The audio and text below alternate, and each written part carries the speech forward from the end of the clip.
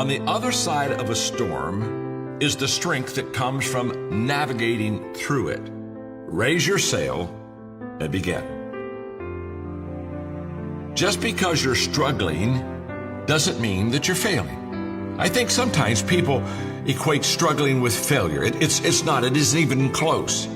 In fact, if you're struggling, it tells me that you're still in the game. We don't see these incredible opportunities first, because every opportunity that you and I have is surrounded by a problem. I've never gone to an opportunity that I didn't have to go to the door of problems first. So the next time you have an obstacle, a difficulty, an adversity in your life, don't allow the crisis to numb you. Be alive, learn, feel, fail, learn. That's what it's all about if you want to make this difficult time a good time. I just want you to know that there's a hero within you. I know there is. And during this tough time, let the hero out. Let people see the best of you, your highest aspirations. You be the one who's the lifter and the encourager.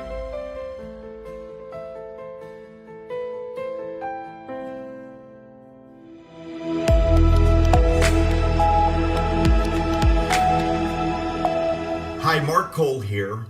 In the 20 years that I have been working alongside John Maxwell, we have never seen a time as critical as this for values-based, people-centered leadership.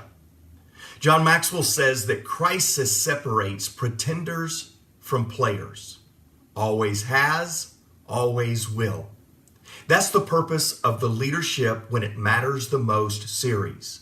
John Maxwell has felt that in a time like this, that we need to be offering value and extending opportunity for people that want to make a difference. You see, crisis requires leadership that gives context, leadership that will step up and lead when others won't. Now, our goal is today in this time, as you spend a little time with us, that we add value to you so that you will multiply value to others. I hope that over the next few minutes, as John Maxwell shares a lesson that he has prepared for you right now, leadership when it matters the most, that you will take note, that you will take hope, and that you will take charge. Today is the day that in this crisis, you can make a significant difference. Now, it's my pleasure to bring to you John C. Maxwell. Hi, John Maxwell here. I'm so excited that we can spend a little time together. And this series, Leadership When It Matters Most, just seems to be such an important time that you and I spend together, because right now we're going through some very difficult, dark times.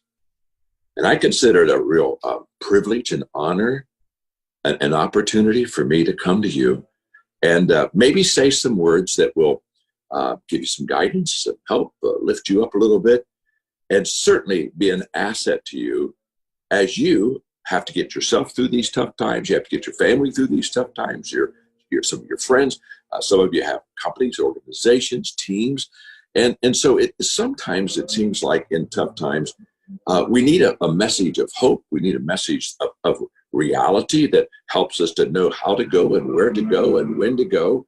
So I just want you to know that I'm very excited about our time together. And what I want to talk to you about now is to embrace the benefits of uncertainty. Let me talk to you about uncertainty today. You know, if you and I go to the airport and, we're going to catch our flight and we get there and we find out it's going to be delayed. Now, that's happened to every one of us many, many times. Let's say we have another connecting flight to get to our destination. Our first thought when our flight's delayed is we say, oh my gosh, I hope I don't miss my connecting flight. So now we're in a little bit of a world of uncertainty. Will my flight take off on time so I can make the connecting flight? And we begin to think in this world of uncertainty. It causes us to be a little bit stressful, a little bit uneasy.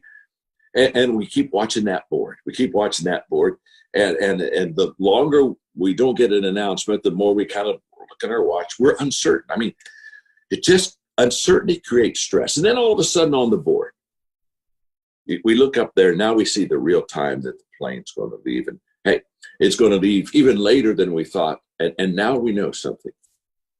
What we know is we're not going to make our connecting flight. I give you that simple illustration because it's happened to every one of us, but here's why I give you that simple illustration. Most people feel less stress with bad news than with uncertainty. Because with bad news, I can now go do something about it. I can now make a plan. I can now look at the other alternatives. You see, uncertainty just keeps us hanging. It's almost like a trapeze artist between, as they're going from one bar to the other, and they're just suspended in air, and basically they're hanging. And I just want you to know that the reason that many people are insecure at this time is not because we're in a crisis and they're getting bad news. Well, that's definitely going to hurt. But it's because they don't know what's happening. They don't know what's going to happen. In the last 3 days, I have read 18 articles about the coronavirus and leadership connected. And they all had only one thing in common, and that is not one article had anybody that knew for certain when this was going to be over, or how many people were going to die, or what the financial effects were going to be to you and to me and to all of us because we've gone through it. You see, uncertainty is full in the air during this crisis time. So how can I help you this week? Well, I'm thinking about uncertainty, and I would like to talk to you about how to embrace and even benefit from the uncertainty. I'm going to give you some things that will just kind of help you during this suspended time, okay? So let's get going. Uncertainty, number one, takes us out of automatic. You see, what we really like is we like our life on automatic. That's one of the values of habits, good habits. Good habits, we can go do things and we really don't have to think about them and just kind of cut through it quickly. And automatic is a good thing. Most of us really like our day just to kind of be automatic.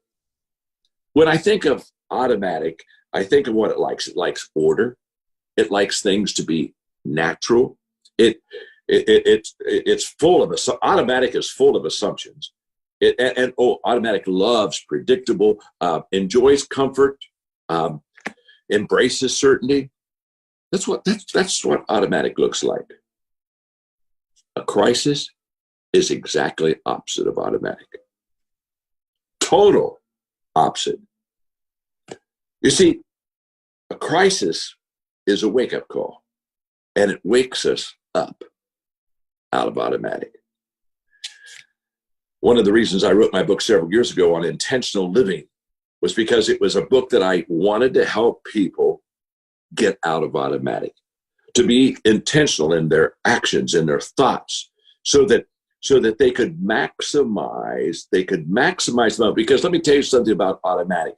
Although we love automatic, you and I don't maximize anything when we're on automatic. The reason? We're not paying attention. We're just let it go as it always has gone. And so therefore, when we're on automatic, we lack awareness, we lack intuition. Automatic removes all of that. And so we have to understand that we have to shift from automatic to intentional. And the moment that we begin to become intentional in our thinking, we go back to what I always teach, and you've seen me teach it before. I'm going to just share it with you again real quickly. Everything worthwhile is uphill. And the reason I love that statement is because it's not only true, but it doesn't allow you to be on automatic. A crisis, the difference is that everything worthwhile is uphill, and this is what uphill looks like in good times. It's all uphill still, even in good times. Here's what uphill looks like in a crisis. It's just a steeper hill. And what you and I have to understand and embrace is the only way that we can have this wake-up call to get us out of automatic, that we can excel through this crisis, is to become very intentional in our thoughts, in our actions, not accept our life, but to begin to lead our life. Let me give you a quick example of having a wake-up call out of automatic. When I was 51, I had a heart attack. And I can tell you that was a wake-up call out of automatic because I was on a good path. Things were going well. In fact, hey, the night I had the heart attack, I was going to the Christmas party of my company's. 'Tis the season to be jolly. I was going to be with people I loved, and we were going to enjoy each other and salute the success we had. I was on automatic, and I had a heart attack. Now that wake-up call shifted how I thought. In fact, I wrote this down because I don't want you to miss it. When I had the heart attack, one of the things I quickly, in my wake-up call, realized was that I had to live in the moment now, because it's all I have. No longer did I ever assume I had a day I didn't maybe have. When I had that heart attack, the wake-up call for me to get me out of automatic was the fact that I not only had to live in the moment, but I had to fulfill my purpose. I was born for a reason. Get on it, John. You're getting another chance. That wake-up call that I had told me that I was going to have to be intentional, just what I'm talking to you about right now. I had to be intentional so that I could maximize my life and getting out of that automatic. That wake-up call also shared with me that I had to be grateful. Just be grateful, because there's no guarantee of tomorrow. I embraced each day after my heart attack much more than I embraced it before. Now, what am I talking about? That's what a crisis does. And I'm talking to you about how to embrace the benefits of uncertainty. Number one, uncertainty takes us out of automatic, and that's a good thing. Number two, uncertainty provides us leadership opportunities.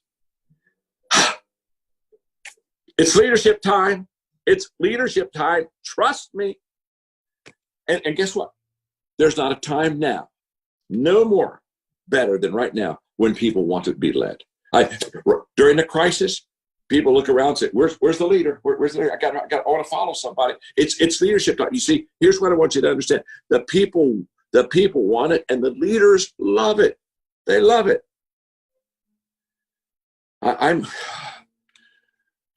I'm very sad because we're in a crisis, but I can tell you there's something within me that is alive during a crisis. And as I'm having the privilege like this right now, speaking to you, it just brings the best out of me, because I just know that maybe you need me now more than you've ever needed me. And maybe the message I have, you need more than you ever needed any message that I have. And so when speaking in a crisis, guess what people want? People want security. They want guidance. They want authenticity. They want understanding. They want care. They want help. They want hope. They want answers. They want consistency. They want involvement. They want visual assurance. And in a crisis, we who are leaders get to give that to people. And in that crisis is where that problem is. But the issue is, every problem, every opportunity is surrounded by a problem. You never see an opportunity alone. You see the problem, not the opportunity. You have to literally get through the problem to get to the opportunity. And guess what? During this crisis, all we see is problems. But let me tell you something. In every problem we see, if we can get through it, if we can get to it and through it, guess what? Inside that, that's where the opportunity is. And I don't want you to miss it. So we are surrounded by visual problems. Hang on, don't miss this. We are surrounded by visual problems with hidden opportunities. I either look at the visual problem and shy away from it and say, oh my gosh, I don't want to go there. Or I look at the visual problem and say, I'm going to go there. Inside of there is a way to have a breakthrough. I know it is. There is always an answer. I don't want you to miss the opportunity, because it's all around us. It just looks like problems right now. Because let me tell you something. When you miss an opportunity, somebody will find it. So I love it when people say, well, I lost that opportunity. I said, oh, don't worry, somebody found it. But I want you to find it. That's why we have these times together. I want you to see the problems around you have within them the seed of opportunity. In fact, take a moment and just call a time out for yourself and ask yourself this one question. What opportunity is around me right now? Look around. What opportunities around me? Now, when you look around, you see the problem. So which problem do you want to pick that has the opportunity within it? My friend Chuck Swindoll said, we are faced with a series of opportunities brilliantly disguised as impossible solutions. That's where we live right now. So embrace these benefits of crisis and adversity because it provides leadership opportunities for us. It takes us out of automatic. Number 3, it keeps us focused on today. You see, we're all uncertain about the future. The only thing that's real clear to us right now is today. I mean, let's put this right. You and I can't Google COVID-19 right now and ask when it's going to disappear. It's not going to give you the answer. So because of this uncertainty, what leaders realize is that their best work is going to be taking care of today very well. And Mark Cole, CEO of all our John Maxwell Enterprise, Mark understands that so well. And he and I have had many conversations about that. And Mark is saying to me, because I love it, because I've mentored him and he understands the focus on the day. What do we do? What's Mark trying to do right now? What am I trying to do? What do you need to try to do? Very simple. Take care of your people, take care of your clients, and take care of yourself. Now, you say, is that all I've got to do? No, I didn't say that. But I'm saying you got to do that every day. This is where we focus on today.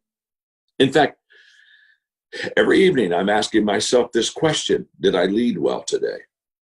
Because today's the only day I've got. And today has a crisis, unless I'm missing it. This day wasn't void of a crisis. We didn't have a break in it. I mean, it didn't all of a sudden say, okay, today's going to be an easy, more automatic day. No, today's got a crisis. So I asked myself in the evening, did I lead well today? And I asked myself another question, just personal: did I live well today? Did I lead well and did I live well? Because let me tell you something. Hang on. Here we go. If I prepare well today, I won't have to repair tomorrow. Don't miss it. If I prepare well today, I won't have to repair tomorrow. The other truth is, if I don't prepare today, I will repair tomorrow. So the clarity is now. And by the way, everything around us is changing. That's what a crisis does. And so in the midst of this change, guess what I have? I have the gift of today and I have the gift of time. In my life, this may not be true in your life. In my life, I have more time to do things than I've ever had before because much of my responsibilities were cleared when this crisis came. So the question is not, do I have time? The question is, am I utilizing that time? Am I focusing today? And am I making myself better? Am I taking the gift of time I have? Am I maximizing it for my people? Am I maximizing it for you? Am I maximizing it for myself? You say, the question is, did I build in the crisis or did I get buried by the crisis? It's your call. Here's what I know. Taking care today will help you build during the crisis. Number 4, one of the advantages and benefits of having uncertainty in our life is that it reintroduces us, and I love this word, reintroduce. It reintroduces us to humility. Now, maybe you are better than I, and maybe you don't need this, but I have a tendency to kind of work in my own strength. And when things are going good, I'm not a reliant person. In fact, one of my struggles in my early struggles of faith was that I had a tendency to rely on myself more than I relied on God. And if I saw it, I just did it and off I went. And so with the process of self-reliance, slowly humility ebbs out of that. Because humility is an awareness that life is bigger than us and we can't successfully handle life without the help of others in my world, without the help of God.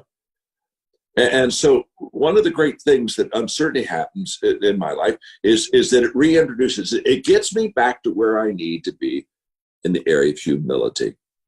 And why humility is the number one virtue, I think, of all. And why is it the number one virtue? I can tell you why. It reduces pride. It makes us teachable, relatable, civil, approachable, selfless. Now let's understand what humility is. Humility doesn't mean that we think less of ourselves. It does mean that we think of ourselves less. There's a difference. So I'm not talking about being a self-depreciating person. We don't need that. But it does mean that instead of me thinking a lot of myself, I began to think a lot of others. You see, humility is the bridge between success, what I've done for me, and significance, what I intentionally want to do for others. And I can tell you, when we're in uncertainty, we don't have answers. It takes the bravo out of leadership. It takes well, come to me, here, follow me. You know what? When we raise our hands during a crisis of uncertainty and say, follow me, to be honest with you, we're going where we haven't gone either. So we need help. We need help from you and each of the people on the team. We need help from God. So uncertainty reintroduces you, to humility. Number 5, uncertainty requires us to be creative. It requires you and me to look around and say, okay, I'm going to have to think of some new things here, because what is normal is no longer normal. Now, the characteristic, because I teach this all the time, of creative people is that they believe there is always an answer.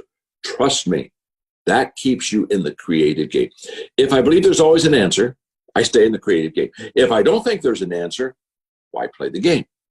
So the tenacity, which is needed in a crisis and uncertainty, the ability to follow through, all of that is based upon, I know there's an answer. Remove that from the picture, and I lose my stamina. I lose my resilience. You do it. There is always an answer is the driving force of a creative person. And a crisis, what does a crisis do? Uncertainty, it squeezes that creativity out of us. So here's what I showed you. In the best of times, when there's no crisis, in the best of times, when I'm talking to people about creativity, I give them an expression that you already know. You've heard it thousands of times. The expression is, get out of the box. Get out of the box. Now, that's in good times, because the box isn't where we need to be. The box may give you security. The box may give you the familiar, but the box isn't where tomorrow is, and it's not where your potential is. You got to get out of the box. That's in good times. In a crisis, in times of uncertainty, blow up the box. It's a whole new day. You don't even have a box. Wow. So what happens? When you blow up the box, you can't go back to that secure environment that you know. You can't go back to what has always been done. A beautiful illustration of that is, again, when the coronavirus came, and Mark and I, and we were over in Israel with some of our key players, and Mark is having to lead from Israel with his team over here, and then the coaches around the world. And I just so admired how he every day stayed in the game, and I was just there to serve him, and I didn't need to butt in, but almost every day he'd come over to me and he'd bounce off kind of what he was thinking, and I would just love on him and do my best to mentor him and help him just do this whole process. Okay. And so, finally I could remember the day where I could tell you where I could share where we were standing outside of the hotel in Israel when he looked at me and said, I'm going to have to cancel the conference for coaches. 3,500 coaches were going to come to this conference. It's a rallying time for the tribe. It's the highlight of the year. We do it twice a year, but it's a highlight. This is where we gather together and I just encourage one another and stay focused on our mission. He said, I'm going to have to, we're just going to cancel. I said, good call. And you know why he did it? It was best for the people. He put the people first. So then he comes to me and says, I got an idea, John. I'll tell you what, We'll cancel the physical conference, but let's go online and through social media and virtual. Let's have our conference. And guess what? We can go from 3,500 coaches, which are basically new coaches who have just joined us, to 33,000 coaches. We can include all of our coaches around the world. Guess what? Because we're going to go online, we can expand. Now watch how creativity works. You see, the crisis creates the opportunity to be creative. So now all of a sudden we go from one place, one group of people, 3,500 potential, to 34,000 potential around the world. And then Mark comes back to him and says, John, I'll tell you what we're going to do with your section. We'll still be online with our coaches and equip them and do the things that we need to do with them. But let me tell you what we're going to do. We're just going to put you out on all social media. Your message needs to be heard by everyone, not just our coaching team. And so we're going to put you out there. And so we went from 3,500 to 33,000 to 1 million. And it's much more than 1 million now because it's gone viral. That's what a crisis does. It gets us out of the box. It's the difference between a good coach and a great coach. All good coaches have a pre-game plan, but only the great coaches make good halftime adjustments. And you win the game in the second half. It's the halftime adjustments, the crisis, what we're going through right now, what we're experiencing. It's the halftime adjustments that bring your team to victory. And I'm just going to say this because we're talking about creativity. When we talk about we're not going to go back to normal, there's going to be a new normal. I can tell you, I can already start to see some things just pop up above this crisis. This is going to change. Education's going to change.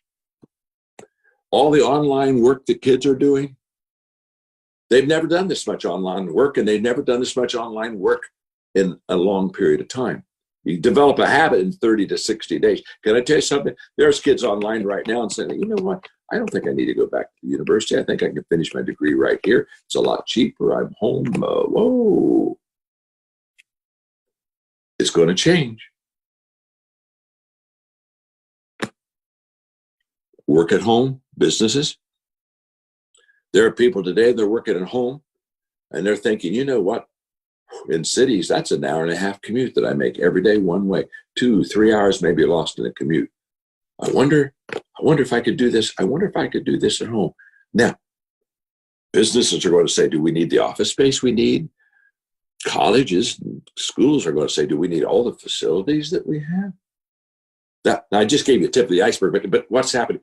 The crisis and uncertainty is giving us a different way to live, which out of it comes creativity until some of the things, not all the things, but some of the things changes we have, we're going to be better on the other side because we had the crisis, because it's just going to give us a new way of thinking and a new way of doing.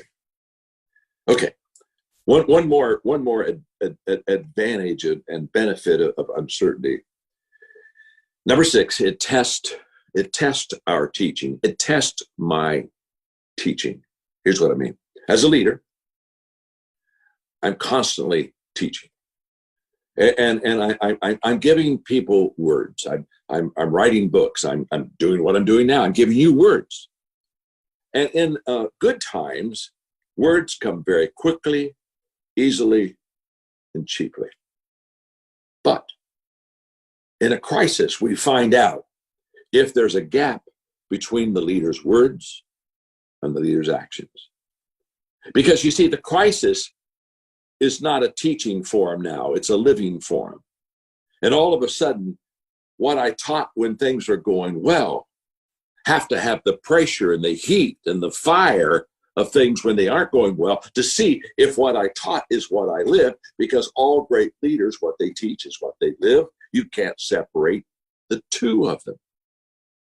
So there's a gap. Many times crisis has a gap of, here's what I said in good times, here's how I live in bad times. This is the principles I taught in good times, but now that the bad times are here, boy, this is what I find myself migrating to. And so, for example, in leadership, what do we teach? People first. We add value to people. That's who we are. That's what we do. We are people of value who add value to people. That's who we are. So when the crisis comes, we ask ourselves, we find out, are we really people first, or are we me first? Are we looking for ways to escape and not have much harm to us. And well, I'm so sorry about those people. One of the things I so admire about Mark as I've watched him is he's constantly said people first. People first. We're losing money. It's not good. People first. People first. We're not able to hold on to some of the things. People first. People first. You see, uncertainty tests our words. And if our words and our actions come together during a crisis, guess what? That's where we get moral authority. When we get through it, the people say, okay, I heard him in the good times, but I watched him in the bad times. And they're congruent. They're compatible. He is who he says he is. She is who she says she is. Okay. Can I have, 6 more minutes with you? There's just one other add-on, and I know I could stop now, but I don't want to stop quite yet, because I feel that I'm helping you. Because as I think of what I've taught about how embrace the benefits of uncertainty, let me just take you a little farther, just wrapping this up. Give me just a few more minutes. So let me share with you what leaders have to offer people during times of uncertainty. Because there's really no playbook to pick up as a leader and say, here's what you offer to people when things are uncertain. So let me give them to you. And these are just personal. They're kind of easy. Here's what's beautiful. Everything I'm going to share with you right now, you can do for your people. You can do this for your family, your friends, your team. Okay, here we go. Offer, number one, continual hope. It's just the fuel that gets people through the day, okay? And let me just say, this hope, let me define this maybe differently than any time I've talked to you during this crisis time. What I want you to do is I want you to take reality, what is, and I want you to surround it by hope. Reality is the core of what you have to deal with, but hope is what keeps people going. James Stockdale, when he was the highest enlisted officer that was in the Vietnam War, a prisoner of war. And when he came through it, they interviewed him and they asked him how he made it through it. And he said something that was very interesting. He said, some people made it, some people didn't make it. He said, the people that were pessimistic, of course, didn't make it. He said, the people that are optimistic stayed longer and hung in there longer, but they didn't make it either. He said, the ones of us that made it, the optimists said, wow, we're in prison, but boy, by Thanksgiving, they'll come and rescue us. So, well, it didn't happen. Oh, by Christmas, they'll come and rescue us. Well, by my birthday, they're going to come. And they kept setting a date of relief and optimistically without any sense of realism too. And they kept getting disappointed, finally they gave up. And Stockstill said very simply, he said, every day I realized it was tough. I didn't like it. I had no idea how long it would go. So I realistically said, this could be a long time. But he also said, but my optimism said, but we will be delivered.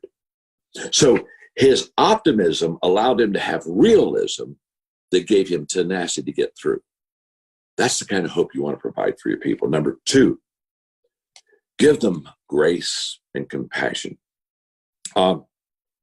During a crisis, during uncertainty, everybody needs a break. You just got to give people a break. Here's what I know about you, about me, about all of us. Most of us are not our best under stress.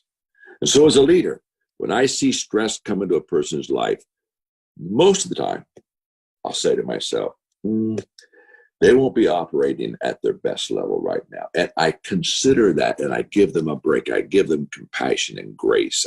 I extend that to them. By the way, I do think one of the differences between leaders and followers is I do think that during the crisis for leaders, it brings out their best. I believe that for leaders, stress makes them better. But for most people, and we're talking about most people, our families, people we lead, give them a break. Give them some compassion. Number three, offer them thoughtfulness. Be thoughtful. What I mean by that is just walk slowly through the crowd. listen to them. Listening is so important. Hear their voices, reflect, come back to things that they've said and build on it. May they look at you and realize that you aren't making decisions rashly, that you're deliberate, you're thoughtful, you're considerate. There's a grace and a maturity in that kind of leadership that gives people confidence in you. Number 4, be patient and calm. Because everybody's adjusting, and when everybody's adjusting, emotions are not very stable. And again, just like stress, when people are adjusting, they are not at their best. And what happens is during this kind of a crisis, I haven't really talked about this. Maybe I'll do this in maybe another lesson. Visual awareness of the leader and his or her conduct is huge for people. In other words, during a crisis, if the leader is calm, the people feel secure. Your demeanor, your actions as a leader, so if you're calm, if you're patient, it just sets everybody at ease. Number 5 is just offer them your best preparation. You don't have all the answers, but that doesn't mean you shouldn't be looking for answers. And as a leader, you hope for the best, but what do? You prepare for the worst. And by the way, you don't prepare for the worst without hoping for the best. And you don't hope for the best without preparing. They've got to stay together. They've got to stay together. This is not either or, this is both and. Offer them continual communication. The more nervous people are, the more they want to hear your voice. Don't just talk, though. That after a while can get on anybody's nerves, even in a crisis. When you talk, ask yourself, am I sharing something that's helpful to them? Am I sharing something that perhaps I've never shared with them before? It's kind of like when I come and have these times with you, I look and say, okay, what can I give you that's new, fresh, that will maybe another insight, maybe a different perspective. Offer them, of course, be trustworthy, give them trustworthiness. People more than anything else, just more than looking for your answers as a leader, they want to trust you. When I trust a person, it doesn't mean that they always do the right thing or that they always have the right answer or they always make the right decision, but it does mean that I can count on them. They're reliable. I can lean on it. And then I would just say what I shared earlier, and that is just keep focused on today. And here's what you want to do. You want to help people get small wins, WINS. You want to help them get small wins today. If they can just get a win or two, just a win or two every day, those wins begin to compound. And after a few weeks in the crisis, they can look back and say, I've had a dozen pretty good wins here. It's not been easy. It's been uphill all the way, but just help them win a little bit, give them small wins, and then, get in the game with them and applaud them and do that. And the reason we focus on today is because you just want to take control of what you can control. Most of the stuff in this crisis and uncertainty we can't control. But just grab what you can. Okay, my name's John. I'm your friend. I hope this has helped you.